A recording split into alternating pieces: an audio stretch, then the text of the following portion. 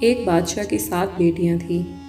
ایک دن بادشاہ خوش ہوتا ہے اور اپنی 7 بیٹیوں کو بلا کر پوچھتا ہے، میں تم سے ایک سوال پوچھوں گا اور اگر جواب اچھا لگا تو تمہارا من پسند انعام بھی دوں گا۔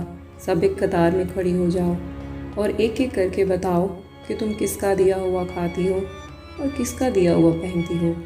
7 بیٹیوں میں سے 6 نے کہا، ابا حضور آپ کا دیا ہوا کھاتے ہیں اور آپ کا دیا ہوا پہننے کی وجہ سے ہماری شان و شوکت ہے۔ یہ سن کر بادشاہ بہت خوش ہوا اور سب کو ان کی من پسند چیز دی۔ جب سب سے چھوٹی بیٹی کی باری آئی تو اس نے کہا، میں اللہ کا دیا ہوا کھاتی ہوں اور اپنی قسمت کا دیا ہوا پہنتی ہوں اور یہ میرا نصیب ہے۔ بادشاہ یہ سنتے ہی آگ بگولا ہو گیا اور کہنے لگا، اے کم بخت، تو نے میری شان میں ناشکری کی ہے، تجھے اس کی سزا ملے گی۔ بادشاہ نے سپاہیوں کو حکم دیا، جاؤ اور اسے جنگل میں چھوڑ آؤ، میں بھی دیکھوں یہ میرے بغیر کیسے اللہ کا دیا ہوا کھاتی ہے اور اپنے نصیب کا پہنتی ہے۔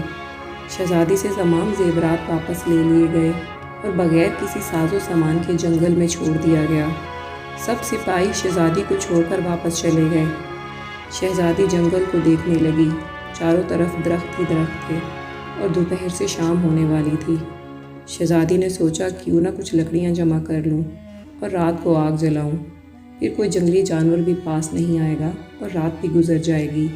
شہزادی جنگل میں لکڑیاں ڈھونڈنے چل پڑی۔ اس کی نظر ایک جھونپڑے پر پڑی جہاں باہر ایک بکری بھی بندھی ہوئی تھی اور اندر کھانسی کی آواز آ رہی تھی۔ پہلے تو شہزادی حیران ہوئی کہ اتنی ویران جگہ پر جھونپڑی، پھر جھونپڑی کے اندر جا کر دیکھا ایک بوڑھا ضعیف آدمی چارپائی پر لیٹا ہے اور کھانستے کھانستے پانی پانی پکار رہا ہے۔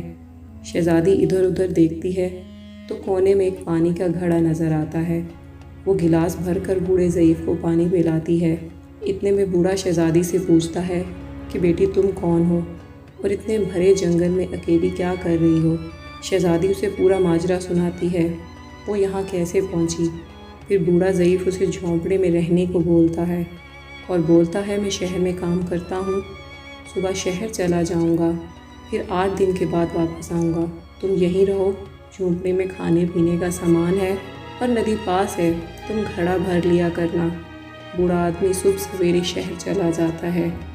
شہزادی جھونپڑی کی صفائی کرتی ہے اور بکری کا دودھ نکال کر آدھا اپنے لیے رکھ لیتی ہے اور آدھا برتن میں باہر رکھ دیتی ہے تاکہ رات کو کوئی جانور بھوکا یا پیاسا ہو تو پی لے، اور خود اندر آ کر سو جاتی ہے۔ صبح سویرے جب شہزادی اٹھتی ہے تو کیا دیکھتی ہے؟ دودھ کا برتن خالی ہے اور پاس ایک لال پڑا ہے۔ دیکھنے میں وہ بہت ہی نایاب اور قیمتی معلوم ہوتا ہے اور پاس سے سانپ کے نشان بھی نظر آتے ہیں۔ تب شہزادی کو یاد آتا ہے کہ بچپن میں اس نے سنا تھا، جب کوئی نایاب سانپ بہت خوش ہوتا ہے تو ایک ایسا لال اگلتا ہے جس کی قیمت ہیرے اور زیورات سے بھی بہت زیادہ ہوتی ہے۔ شہزادی بہت حیران ہوتی ہے اور یہ سوچتی ہے کہ شاید سانپ بہت بھوکا تھا اور دودھ پی کر خوشی سے لال چھوڑ گیا۔ پھر وہ لال اپنے پاس رکھ لیتی ہے۔ پھر اگلی رات شہزادی برتن میں دودھ دوبارہ رکھ دیتی ہے اور اگلی صبح جب وہ دوبارہ اٹھتی ہے تو پھر ایک اور لال اسے دکھائی دیتا ہے۔ ایسے کرتے کرتے 7 دن گزر جاتے ہیں اور شہزادی کے پاس 7 لال جمع ہو جاتے ہیں اور اس دن بوڑھا بھی آ جاتا ہے۔ تب شہزادی اسے لال دکھاتی ہے اور سارا واقعہ بتاتی ہے اور اس بوڑھے ضعیف کو 3 لال دیتے ہوئے کہتی ہے، شہر جا کر یہ لال بیچ دو اور آتے وقت اپنے ساتھ محل بنانے والے مزدور لے کر آنا۔ باقی 4 لال شہزادی اپنے گلے میں مالا کے طور پر پہن لیتی ہے اور کچھ ہی مہینوں میں جنگل میں عالی شان محل تیار ہو جاتا ہے جس میں بوڑھا ضعیف اور شہزادی رہنے لگتے ہیں۔ ایسا محل جس میں نوکر چاکر دنیا کی تمام نعمتیں موجود ہوتی ہیں۔ شہزادی جنگل میں لکڑیوں کی فیکٹری لگا دیتی ہے جس میں غریب آدمی کام کرتے ہیں، ان کی روٹی بھی چلتی رہتی ہے اور دیکھتے ہی دیکھتے جنگل ایک شہر نما بن جاتا ہے۔ دور دور تک دھوم مچ جاتی ہے کہ شہزادی بہت ہی رحم دل ہے۔ یہ خبر بادشاہ تک پہنچتی ہے اور بادشاہ کے دل میں اشتیاق پیدا ہوتا ہے کہ دیکھوں تو صحیح کون سی شہزادی ہے جس کی اتنی تعریف ہے۔ بادشاہ سپاہیوں کے ہاتھ شہزادی کو ملنے کا پیغام بھیجتا ہے۔ شہزادی یہ حکم دیتی ہے کہ بادشاہ سلامت ایک ہی شرط پر ہم سے مل سکتے ہیں، وہ یہ کہ وہ اپنی تمام بیٹیوں کے ساتھ آئیں सिपाही जाकर बादशाह को ये पैगाम देते हैं। एक दिन बादशाह अपनी बेटियों के साथ शहज़ादी के महल पहुंच जाता है। शहज़ादी उन सबसे चेहरे पर निकाब पहनकर मिलती है और उनके लिए 7 रंग के खाने पेश करती है और खूबसूरत शहज़ादी के ज़ेवरात और कपड़े देखकर दूसरी शहज़ादियाँ और बादशाह बहुत मुतासिर होते हैं। आखिर में बादशाह शहज़ादी से कह ही देता है कि तुम मेरी बेटी की जगह पर हो और मैं भी तुम्हारे बाप की जगह पर हूँ, तो फिर हमसे ये पर्दा किस लिए। बहुत इसरार पर शहज़ादी मान जाती है। ठीक है, मैं तैयार होकर आती हूँ। सब शहज़ादियाँ आपस में सरगोशी करने लगती हैं कि इतनी तो तैयार है और इतने महंगे ज़ेवरात पहने हुए हैं और अब कितना और तैयार होकर आएगी। इतने में क्या देखते हैं कि दूर से खस्ता हाल कपड़ों में कोई आ रहा है और गौर करने पर बादशाह को याद आता है कि ये उसकी बेटी है और अभी तक ज़िंदा है।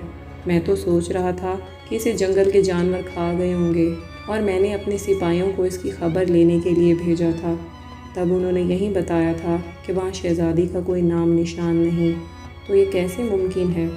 बादशाह खुशी से जिस्म को उठाते हुए कहता है कि शहज़ादी को बुलाओ, मैं तुम्हें शहज़ादी से आज़ाद करवा लूँगा, चाहे वो कीमत में मेरी सारी सल्तनत मांग ले। ये सुनते ही शहज़ादी बोलती है, नहीं अब्बा हजूर, मैं ही वही शहज़ादी हूँ। मैं कहती थी ना कि अल्लाह का दिया खाती हूँ और अपने नसीब का पहनती हूँ। बस उसी अल्लाह ने मुझे कहाँ से कहाँ पहुँचा दिया कि आज मैं आपसे भी ज़्यादा अमीर हूँ। फिर शहज़ादी अपना तमाम हाल बयान करती है कि वो कैसे इस मकाम तक पहुँची। ये बात सुनते ही बाकी तमाम शहज़ादियाँ दिल में सोचती हैं कि ए काश हमने तब भी यही कहा होता कि अल्लाह का दिया खाती हैं और अपने नसीब का पहनती हैं।